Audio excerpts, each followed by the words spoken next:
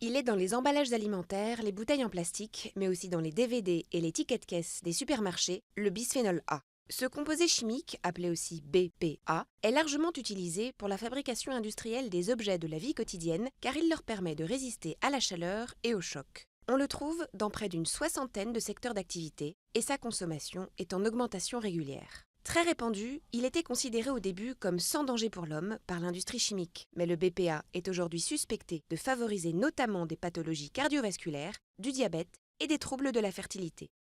Il est difficile de repérer le bisphénol A sur les conditionnements car sa présence n'est pas directement affichée et aucun étiquetage n'est obligatoire. La seule indication actuellement disponible est un chiffre inscrit dans le petit triangle du code de recyclage imprimé sur le produit. Les plastiques sur lesquels les chiffres 2, 4 ou 5 apparaissent au centre du triangle sont considérés comme les plus sûrs. Les produits marqués des chiffres 3 qui indiquent le PVC, 6 le polystyrène et 7 le polycarbonate ont de fortes chances de contenir du BPA. Quelques règles simples permettent cependant de limiter l'exposition au bisphénol A.